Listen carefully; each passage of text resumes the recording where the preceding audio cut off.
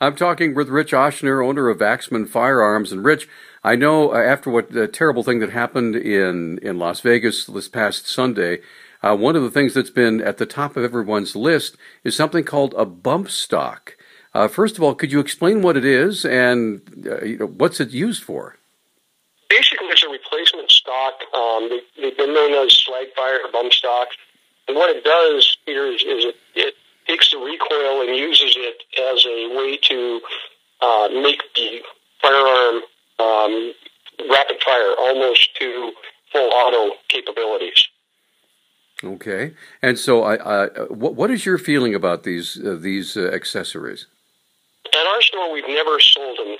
I've never liked the idea of it when it came out. It never made good sense to me for the customer. I was always concerned that ATF may look at it someday and change their ruling. They made a ruling that they were okay. We never felt comfortable with that just because of the nature of it. And I didn't want our customers being in the middle of something that later on could become contraband. I also didn't see a real good functionality of it because it doesn't make the gun necessarily more controllable. It just makes it shoot a lot of ammo in a short period of time. Okay. Now, could something like that, just by the very action of the way the thing is designed to work, actually make it a little bit more dangerous to shoot? Well, it could be if a person, say, didn't let their finger off the trigger, and that can happen with fully automatic guns too, is if people get overzealous and forget to let go, the controllability of the gun is definitely compromised. Sure.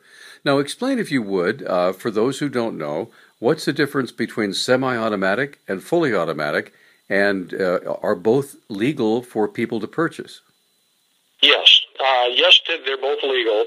There are definitely, it's more difficult to buy a machine gun and much more expensive to buy a machine gun. A semi-auto gun is every time you depress the trigger, with every depression, it will fire a round. With a fully automatic, it can come a couple variations. One would be what would be called a 3-round burst, which you pull the trigger and 3 rounds would go off. The other way is it will continue to fire until either you let go of the trigger or the magazine runs dry.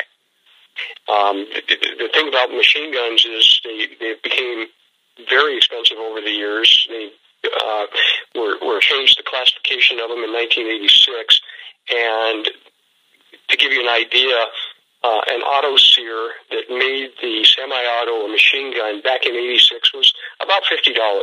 Today, that same auto sear runs about $15,000. And the whole idea, it's not something that the everyday person could afford, and that's where I think the attractiveness of the bump fire or the slide fire stocks really took off, is because it became kind of a poor man's way to make a machine gun out of a semi-auto gun.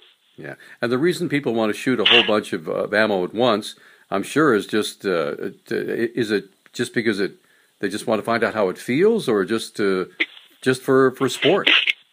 It's both. It's a lot of fun to shoot machine guns, and when you do it with somebody that knows what they're doing, they're a lot of fun. And if you learn how to do it right, they can be very controllable. And there are sporting events for machine guns, but it's more of something that most people can't afford, because number one, the price of ammo, but number two, if you go for a machine gun, as we discussed, it can be pretty expensive to buy one. But even with the bump fire or the slide fire stock, you're still buying a lot of ammo, which is pretty expensive. Sure. Now, is the bump stock, even the NRA is bending a little bit towards the outcry to see that somehow modified or even banned. Is that something that you would favor, or are you staying out of that argument?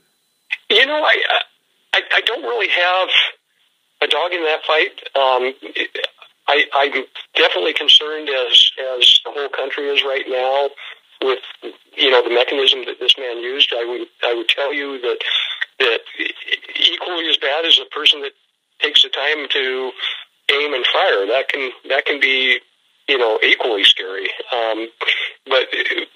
But I just personally, as a retailer and saw the product out there, just elected that our store wasn't going to sell it And upon talking to my entire staff, it was unanimous. There was nobody that disagreed that we shouldn't stay with that stance and not sell them. So we've never carried them in the store. We never elected to sell them.